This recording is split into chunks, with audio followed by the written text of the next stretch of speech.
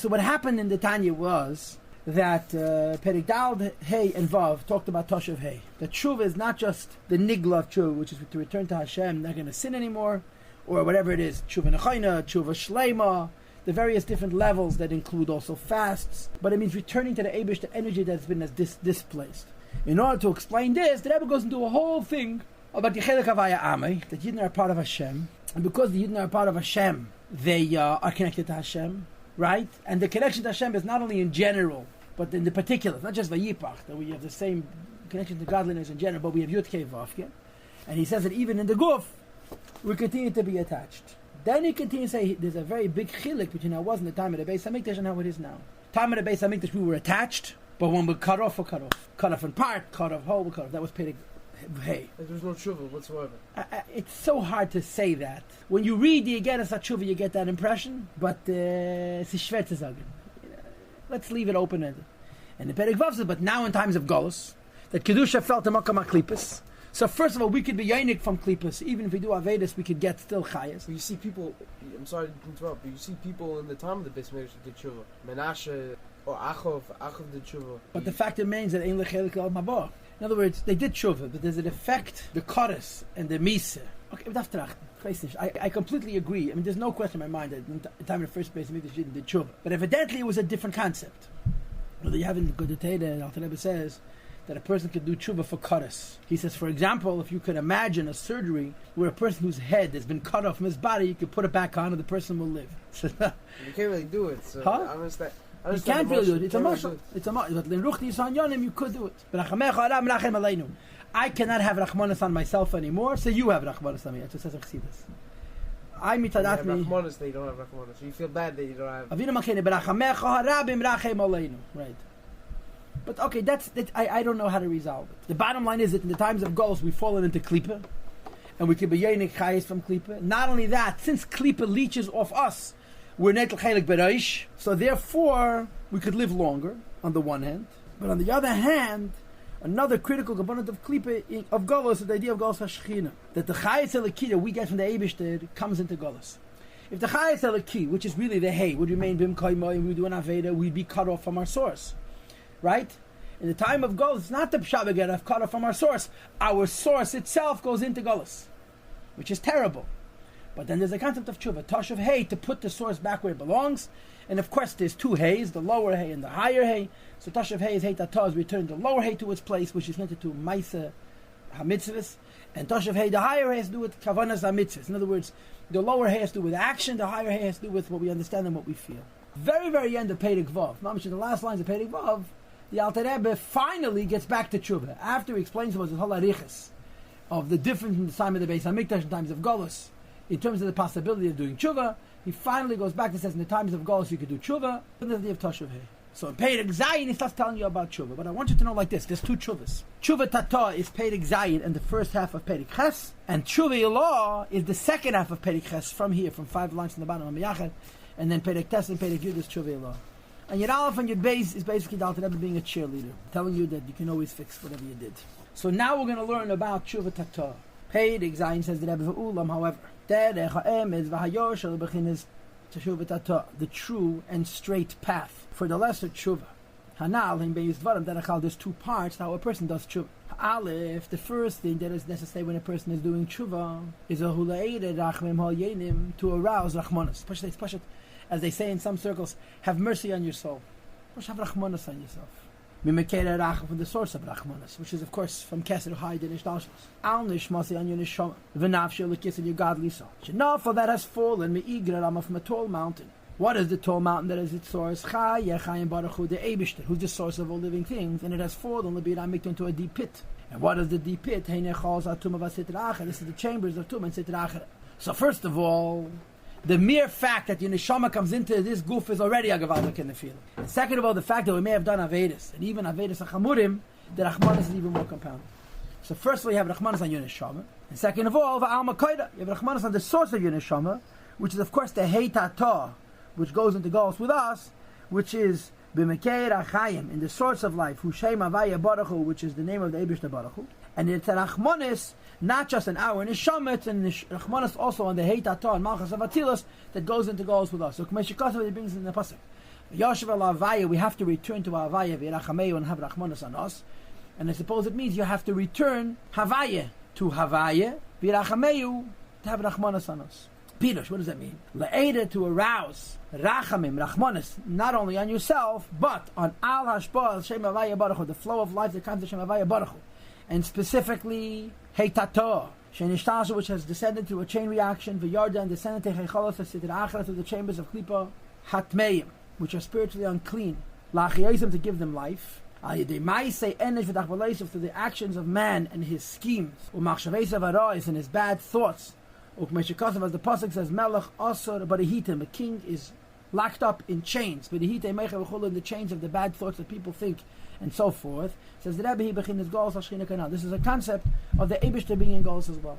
So the first part of tshuva, and specifically tshuva tata, which is to put the hey tata back to where it belongs, which has been exiled to our misdeeds. Not only are we getting chayes from klipa, but our source, the of Malchus of Atzilus, goes into Golos with us, is through being me'edei rachamim rabim upon it. The rachmanis on yourself and on Shem Havaya Baruch.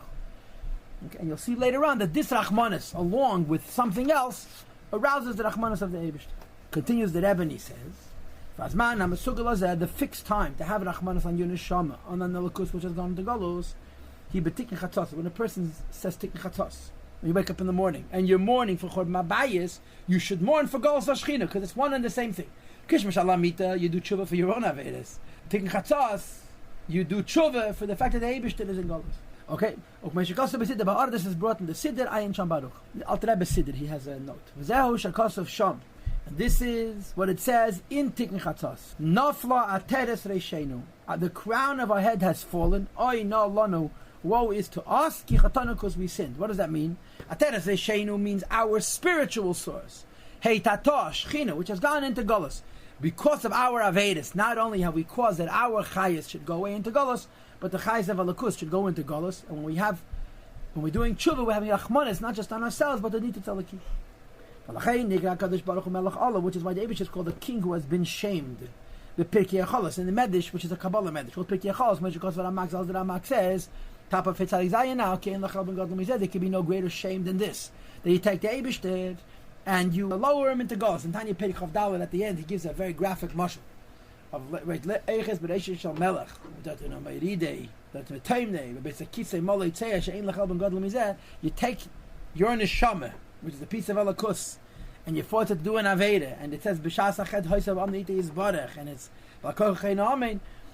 You're causing godliness to become, you're forcing godliness to become Tomim. Not only yourself, but Alakus, the Eibish's godliness is in Golos because of us. So in Perikei he said that you couldn't bring the Shechina into Golos, but you can get cut off. In Perek Vav he says you're not going to get cut off, but you're going to bring the Shechina with you into Golos, and you have to have Rachmanis on it. Frat, huh? The Shechina is in Golos, no? Evidently, first of all, the Shechina is in Golos because of Avedis in the first place. Second of all, evidently you can add to that Golos, and you could also diminish that Golos through Chub. And especially when one thinks, Hamaskil, an intellectual, a thinker. Megdullah saying, say Baruch and the greatness of the Eibush, in other words, you think about what Hashem really is. And then you recognize what it means that the Lakus has subject himself to our free will. And because we've made poor choices, he's stuck in Golos, the Rachmanis on Kedusha becomes much, much more compounded. Each individual person, if he's shir, sichli, go to the measure of his wisdom and his understanding, Yismar Merazeh will become bitter because of this, very much, because of the Rachmanis of Elakus, which has gone into Golos. Okay? That base. And there's another process to tshuva. The first process of tshuva is to have Rachmanis on your neshama and Rachmanis on Elakus. How do you do that? Think about the fact that your neshama is a piece of Elakus, and you have forced it to be involved in shtusim. Think about the fact that the Eibishter's Elakus is supposed to be in its place, which means, practically speaking, it's supposed to be revealed as godliness, and instead it's in Golos. It's sustaining us, but we don't see that it's Hashem, right? It's a big Rachmanis. When you realize what's real and what's not real, and you look how things are, it creates a sense of tremendous Rachmanis. Va'abes. And the second point is levatish, to break. Ulachni, and to subdue, ha-klipa v'seder achra, the klipa and seder achra. The klipa in yourself, and of course the klipa in the whole world. Ashakol chayu, so the whole reality of klipa, hu rak bechinas gasas v'agbo. The whole reality of klipa is its conceit and its artificial upliftedness. Meshikosov, the pasuk says, "Im takbia kanesha v'gemer," it soars like an eagle. You have this in Tanya, in Perek Chof Tes. It says in Perek Chof Tes that Klippa is a lie. Klippa is like darkness with the power of suggestion. If you believe Klippa, you make it real. If you don't believe Klippa, you saw that it was nothing in the first place. When the Gemara says about the Yetzer Hara, when you don't listen to him, he looks like a toothpick. When you listen to him, he seems like a beam or whatever, like a mosquito. Klippa has no metzias. But it comes to you and says, look how big I am. When we believe it, we make it real. But Klippa is really artificial. It's a bluff. When you don't listen to the Yetzer Hara, you see the Yetzer Hara was nothing. So you have a Yetzer Hara. Obviously, you've listened to the Yetzer Hara. In fact, all he is smoke and mirrors. All he is making suggestions to you. And when you believe it, he has reality. So you want to break this artificial sense of what Klippa is. Va'abitush, va'achna ad offer mamish, and beating it up and subduing it till the earth dust mamish. Zui misaso bitul. This is how you kill it, and this is how you break it. Va'hainu, practically, frek yankele, how do you do this? A person should have a broken heart and a crushed heart. Moreover, a person should be shamed and disgusted with himself. You should break yourself and call yourself like you have a Tanya of test.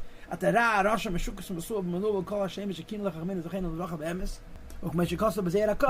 in Zayed, Al Pasuk. This is also mentioned in Kutei Amorim Perik Yitzayin. On the Pasuk, Zivchei Elikim, what is a carbon for the Eibishter? Ruach Nishbala, by breaking the spirit of Klippa. And how do you break the spirit of Klippa? Through Leiv Nishba V'nidga V'chola, by breaking the heart and crushing the heart. Okay, so in other words, what is the second avodah? The first avodah, Pashat, have rachmanis on Hashem, have rachmanis on your neshama, and say, look what I'm wasting. Second, Pashat, feel terrible, break yourself. Now you know and I know that the Rebbe is very afraid of us getting into the negative Musa mode because we may get stuck over there. But this is the Alter Rebbe. Alter Rebbe, how this fits into our practical life, maybe we'll see later. When we get to Perek Yalef, maybe we'll talk about it, depending on how much time we'll have. Now we don't have time. But the Alter Rebbe says, a person should beat up on himself and tell himself, when a person breaks himself, he breaks the stranglehold of Klippa. Ki kol carbon min ha-behema. Any carbon from the behema who the Shem Havaya is. What the Shem Havaya? This is a famous Ramban. The carbon is always the Shem Havaya, which is he midas arachim, is the midah of rachmanis. Aval the Shem Elikim, to the divine name Elikim, which is he midas adin, which is the midah of judgment. Ein makriv and carbon behema. You do not bring a carbon of an animal. Kiyim, your own animal, is shabit or lahave, to break and to remove. Ruach hatumah sitra achra, the spiritual uncleanness is sitra achra. V'zeh ruach nishbara, which is breaking the spirit of Klippa. So when you bring a carbon begashmius, it's the Shem Havaya. When you bring a carbon beruchnius, it's the Shem Elikim.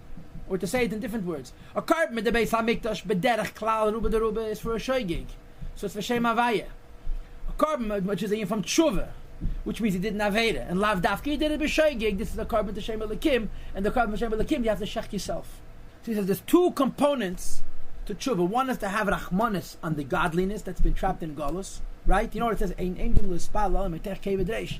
Teaches the Zitcher Magid. Ein engel l'spal. You don't start off with kevedreish. When you think about the heaviness of the head of the Shechina that's in Galus. The kevedreish, the Shechinta. They touched it. The rachmanas on the Eibishter that we are not the way we're supposed to be. And the second thing is to break ourselves for becoming spiritually hardened and stiff through the Avedis and to return to the Eibishter.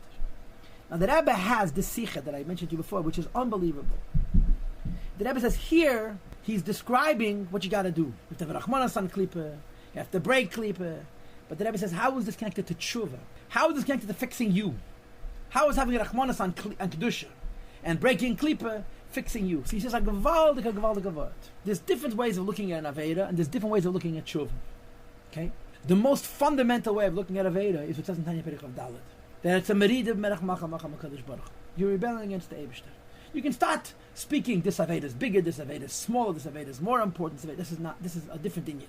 But Klolos, fundamentally, what's an Aveda? A merida merach macha HaKadosh. I rebelled against Hashem. When you look at an Aveda in terms of a merida merach macha HaKadosh Baruch, there's no such thing as a big and a little. Every Aveda is a merida. So an Aveda really is fundamentally prikasol machashmaim, throwing off the yoke of heaven, right? So tshuva would be Kabbalah sel machashmaim, to re-accept the yoke of heaven, right? But there's two levels of Kabbalah sel machashmaim. One is you have a master, yeah, and he forces you to do what he wants you to do, so he beats you into submission. La'aylam, you don't want to be makabel, you're forced. That's what the Gemara says. Avda be'efkeida nichale, a slave wants to be free. He's forced into submission. So when a yid has Kabbalah sel machashmaim, it's possible that you should be makabel el machashmaim, but you should be makabel el machashmaim with ambivalence, with reluctance. You don't really want to be makabel el machashmaim. You want to do whatever you want to do. But then the Eibishter is forcing you. Real Kabbalah Se'el Machashmayim means you're accepting the yoke of heaven, but you want to accept the yoke of heaven. If you want to accept the yoke of heaven, you have to be connected to Hashem. And the pnimius of Kabbalah Se'el is the very essence of the neshama. The very essence of the neshama is one with the Eibishter, and that from that point of view, we want to accept the yoke of heaven. Explains the Rebbe in this Sicheh, why are there two parts to the Avodah of Teshuvah, Tashav Hey, putting the Hey where it belongs? Because there's two parts of the Teshuvah in the person. The pnimius part of Teshuvah is that I should connect to my neshama, to the very highest levels of my neshama. That I should connect to the Eibishter and I should want to be Makabal Machashmayim. And that's the idea of having Rachmanas on your Nitzitz Eliki. The idea of having Rachmanas on your divine spark is to connect to the inner levels of the neshama where you want to have Kabbalah Machashmayim. The second point of breaking the stranglehold of Klipa that Klipa has on you and that Klipa has Kvayachal and Elakus is the chitzonius, the practical Kabbalah sale of doing what the Eibishter says. So the Rebbe says, here he's describing how you put the hay where it belongs. Through Rachmanis and through Hachnoah and Bitush. What does it mean practically? Practically means that a Yid renews his Kabbalah Se'el Machashmayim, his acceptance of the yoke of heaven.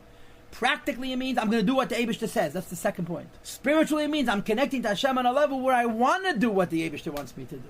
Verstehst? That's true. The Rachmanis that you have on Nitzitz Eliki. Because Rachmanis is the Pnimius Dike Inyan. Having Rachmanis on your neshama gets you in touch with the level of your neshama, which is one with Hashem, where you want to do what the Eibishter wants. Breaking the stranglehold of Klipa harnesses you to do what the Eibishter wants you to do, no matter what. I'm saying there's two things that you said. There's wanting to do it, and then there's doing it, right? There's doing it b'peil, and then doing it because you want to accept the yoke of heaven. And so these 2 points, one has to do with your neshama's deepest connection to the Hashem, and the other has to do with simply discipline and accepting what you're commanded. Says the Rebbe, these two concepts, which are practical in my life and in your life, each one of us needs to connect to Hashem so we want to accept the yoke of heaven, and each one of us must practically do what the Eibishter says. Those two parts are these two avodas: having Rachmanas on your neshama and breaking the stranglehold that Klipa has on the person. Verstanden? This is a Sicha on Perek Zayin.